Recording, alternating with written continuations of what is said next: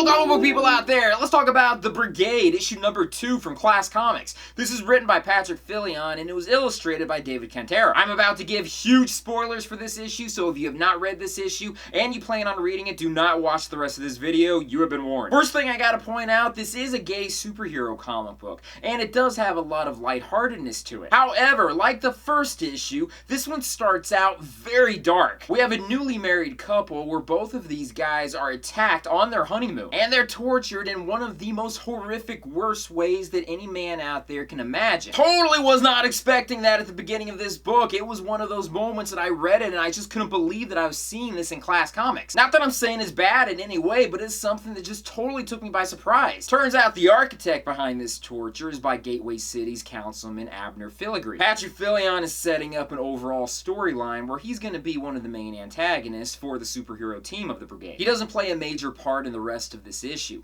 but he does later on call Reverend Freely. If you don't remember Reverend Freely, he's part of a cult. He also has the ability to turn gay people into being straight guys. Luckily for the rest of the issue, it's not quite as dark as the beginning. Experimentation is being done on Devilhound to try to release him from the demonic hold that another outside demon has on him. The team also bonds a bit more later on when they go to an engagement party between Ghost Boy and Diablo, which that may come into play later on, being that this series has not been treating gay married couples nicely at all. This issue is also bringing in the Stickman, who's also a side villainous character, but he's more into sexually humiliating these superheroes on camera when they're not aware of it. It's part of his web show called Real Heroes in Peril, which I swear there is an amateur web series out there that I've heard with that name. But anyways though, this issue ends with a new superhero joining the team. It happens to be Stefan Soul. That should be very interesting to see how that plays out. This series is proving to be a lot more interesting than I thought. You don't really need too much of a background in the superhero comic book universe of Class Comics, but you should have a little bit of an understanding here and there. Like for instance, you should know that the central character Byron Durand is the new Naked Justice. He's taken over the title of Naked Justice from the previous one, who happened to be Felix Himno. Both of them are still technically Naked Justice, but Byron is in Gateway City, so he's like the lead superhero. The artwork by David Cantero is really spot on. I'm a huge fan of his work. However, this is a Class Comics title, so certain appendages may be slightly larger than they are in real life.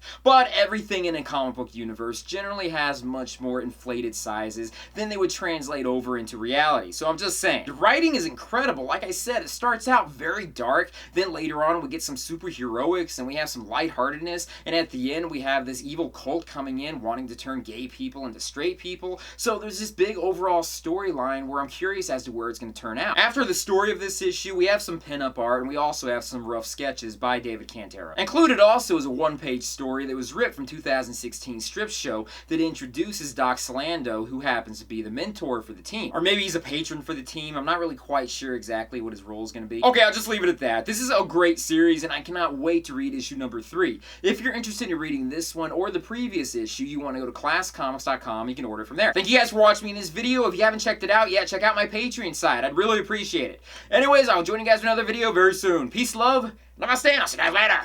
Peace. I think it's just about every ultra-religious person's wet dream to have the ability to turn a gay person into a straight guy. So seeing a villain with that ability is quite scary, especially in a gay comic book.